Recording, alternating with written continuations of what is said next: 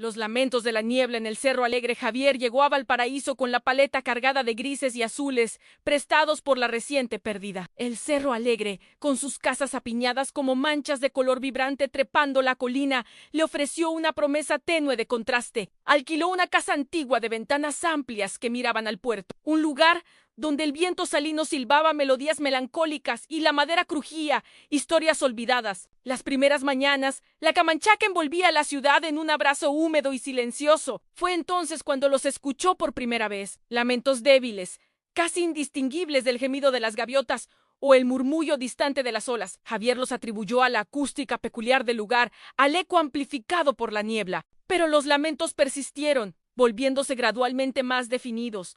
No eran el grito estridente de un ave, sino algo más. Humano, voces ahogadas en la distancia, cargadas de una tristeza profunda y resonante. Javier comenzaba a sentir una punzada de empatía, una conexión visceral con ese sufrimiento invisible que flotaba en la niebla. En sus paseos por los cerros y las calles laberínticas, preguntó tímidamente a los lugareños. Las respuestas fueron evasivas, teñidas de superstición, historias de barcos hundidos en la bahía y pescadores tragados por tormentas repenchinas, de almas perdidas vagando en la niebla buscando un descanso que nunca llegaba. Se decía que los lamentos eran presagios, o el último suspiro de aquellos que el mar había reclamado. Las playas cercanas al puerto se convirtieron en un nuevo foco de su exploración. Durante la marea baja, entre las rocas cubiertas de algas, encontraba pequeños vestigios del pasado Anún, botón de latón con un ancla grabada, astillas de madera oscura con tallas desvanecidas, el cuello roto de una botella de vidrio grueso. Cada objeto parecía palpitar con una historia silenciosa, alimentando su creciente fascinación por los lamentos. La necesidad de plasmar esa tristeza, ese misterio, se apoderó de Javier. Sus lienzos se oscurecieron, los azules se volvieron tormenta, los grises, espectros danzando sobre olas embravecidas. Sus esculturas abandonaron las formas abstractas por figuras retorcidas, con los rostros ocultos y los cuerpos tensos, como si lucharan contra una fuerza invisible. Fue entonces cuando los fenómenos en la casa comenzaron. Corrientes de aire frío que no provenían de ninguna ventana abierta, susurros indistintos que parecían emanar de las paredes en las noches de niebla, la sensación punzante de una presencia invisible en las sombras. Los objetos que encontraba en la playa aparecían sobre su mesa de trabajo, como ofrendas silenciosas de un mundo desconocido. Una noche, impulsado por una fuerza que no comprendía, Javier comenzó una nueva escultura. Era una figura humana esquelética, con los brazos extendidos hacia el mar embravecido que pintaba en el fondo. Mientras trabajaba, los lamentos se intensificaron, resonando en la habitación como un coro fantasmal. Al terminar la escultura y colocarla junto a la ventana abierta a la niebla, los lamentos alcanzaron un crescendo desgarrador, seguido de un silencio abrupto y pesado. A partir de esa noche, la relación entre el arte de Javier y los lamentos se hizo innegable. Cuando trabajaba en una pintura de un naufragio, los susurros se volvían más audibles. Cuando moldeaba una figura con la cara de angustia, los lamentos se cargaban de una desesperación palpable. Su arte no solo capturaba la tristeza del puerto, parecía amplificarla, incluso atraerla. Una mañana, al despertar, encontró la escultura de la figura esquelética cubierta de una fina capa de sal, como si hubiera estado sumergida en el mar. Y esa noche, por primera vez, escuchó un nuevo tipo de sonido entre los lamentos, en un golpe sordo, repetitivo, como la madera chocando contra las rocas. ¿Estaba su arte abriendo un portal, despertando algo dormido en las profundidades de la bahía? ¿O era su propia melancolía, proyectada con tanta intensidad en sus creaciones, la que resonaba con las tragedias del pasado, atrayendo sus ecos fantasmales? Javier se encontraba en la encrucijada entre la inspiración y la locura, atrapado en la misteriosa sinfonía de los lamentos de la niebla en el Cerro Alegre, sin saber si era un artista o un médium involuntario de las penas del mar. La conexión entre el arte de Javier y los lamentos se volvía cada vez más inquietante. Cada pincelada, cada golpe de cincel parecía avivar las voces del puerto. Dormía poco, atormentado por sueños fragmentados de rostros ahogados y la sensación constante de agua fría envolviéndolo. Su casa, antes un refugio, se había transformado en un conducto para el sufrimiento espectral. Una tarde, mientras pintaba un mar embravecido bajo un cielo plomizo, los lamentos se intensificaron hasta convertirse en gritos ahogados llenos de terror. Javier sintió un escalofrío recorrer su espalda y una presión inexplicable en el pecho. Dejó caer el pincel y corrió hacia la ventana. A través de la niebla que comenzaba a disiparse, vislumbró algo en la bahía. No era un barco moderno, sino la silueta oscura y destrozada de una embarcación antigua, sus mástiles rotos apuntando al cielo como dedos acusadores. La visión duró solo unos segundos antes de que la niebla volviera a cerrarse, pero la imagen se grabó en su mente con una claridad escalofriante. A partir de ese momento, Javier se obsesionó con la historia de los naufragios en Valparaíso. Pasaba horas en la biblioteca local, hojeando viejos periódicos y registros portuarios. Descubrió la historia de un pesquero llamado La Esperanza, que desapareció sin dejar rastro en una tormenta repentina a principios del siglo. 20 los cuerpos de la tripulación nunca fueron encontrados. Los detalles coincidían extrañamente con las imágenes que comenzaban a surgir en sus sueños y en sus pinturas.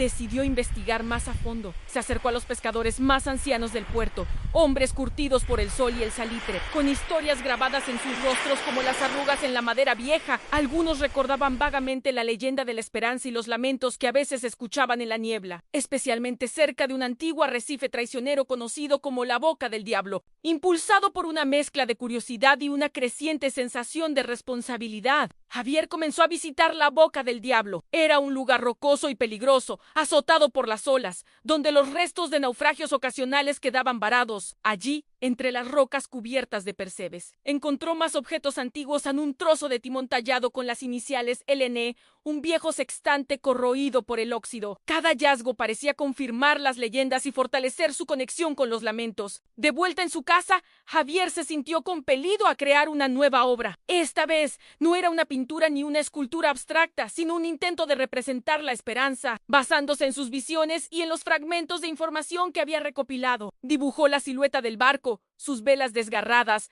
las figuras fantasmales de los marineros aferrados a los restos. Mientras trabajaba en el dibujo, los lamentos se intensificaron de una manera aterradora. No eran solo quejidos de tristeza, sino gritos de agonía, el sonido de la madera crujiendo y el rugido del mar embravecido. Javier sintió un frío glacial en la habitación, como si la temperatura hubiera descendido bruscamente. Las sombras danzaban en las paredes y tuvo la sensación de que presencias invisibles lo observaban desde cada rincón. Al terminar el dibujo, exhausto y tembloroso, los lamentos cesaron abruptamente, dejando un silencio opresivo. Javier sintió una sensación extraña, como si algo se hubiera completado, como si una conexión se hubiera establecido de forma definitiva. Pero la calma no duró. Esa noche, Javier tuvo un sueño vívido y aterrador. Se vio a sí mismo como uno de los marineros de la esperanza, luchando contra las olas heladas, escuchando los gritos de sus compañeros mientras el barco se hundía. Sintió el agua salada quemarle los ojos, la desesperación helarle los huesos. Al despertar estaba empapado en sudor,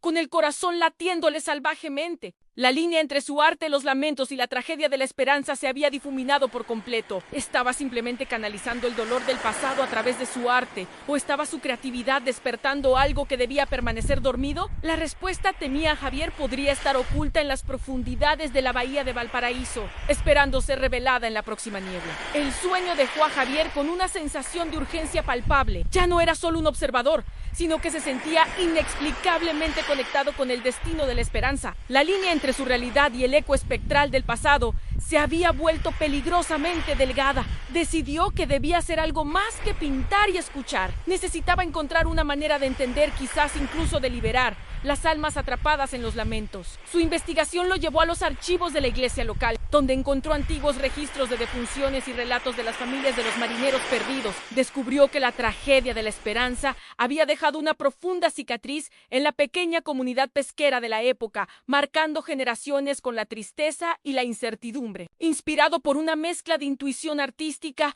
y una creciente creencia en lo sobrenatural, Javier comenzó a crear una nueva obra. Esta vez no era una representación del sufrimiento, sino un intento de ofrecer consuelo. Esculpió pequeñas figuras de marineros en madera de deriva que encontraba en la playa, cada una con un gesto de paz o mirando hacia un horizonte de esperanza. Pintó lienzos con amaneceres serenos sobre mares tranquilos, utilizando colores suaves y luminosos. Mientras trabajaba en estas nuevas creaciones, notó un cambio sutil en los lamentos. Ya no eran tan intensos ni tan llenos de agonía. A veces, entre los quejidos, le parecía escuchar susurros más suaves, casi como suspiros de resignación o incluso agradecimiento. Una noche de luna llena, Javier llevó sus esculturas y pinturas a la boca del diablo, colocó las pequeñas figuras de madera entre las rocas azotadas por las olas y extendió los lienzos sobre la arena húmeda, iluminados por la luz plateada. Se quedó allí durante horas, en silencio, sintiendo la brisa marina y escuchando el murmullo de las olas. Los lamentos no se intensificaron, sino que parecieron fundirse con el sonido del mar,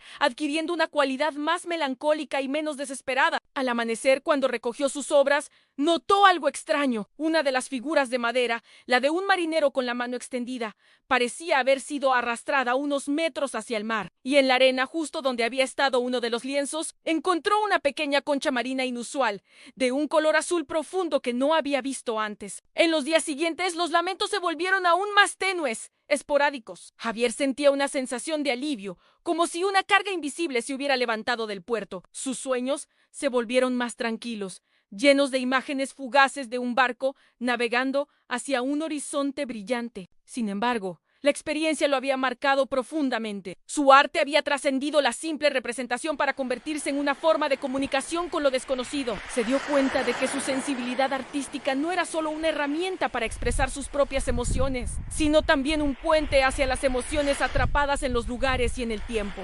La niebla seguía llegando a Valparaíso, envolviendo la ciudad en su misterioso abrazo. Pero ahora, entre su velo húmedo, los lamentos eran solo un susurro lejano, un recordatorio melancólico de una tragedia olvidada. Javier continuó pintando y esculpiendo, pero su arte había adquirido una nueva dimensión, imbuida de una comprensión más profunda de la conexión entre el dolor, la memoria y la posibilidad de encontrar la paz incluso en los rincones más oscuros del alma y del mar. El final podría dejar a Javier contemplando el puerto en una mañana de niebla, escuchando el lejano susurro de los lamentos, sabiendo que su arte había jugado un papel en apaciguar las sombras del pasado, aunque el misterio de su conexión con ellas persistiera, como la eterna melancolía que flota sobre la bahía de Valparaíso. Los días que siguieron a la disminución de los lamentos trajeron consigo una calma inusual a la casa de Javier y al puerto de Valparaíso. La niebla seguía danzando sobre la bahía, pero ya no cargaba con el peso opresivo de los gritos ahogados. Un silencio melancólico pero pacífico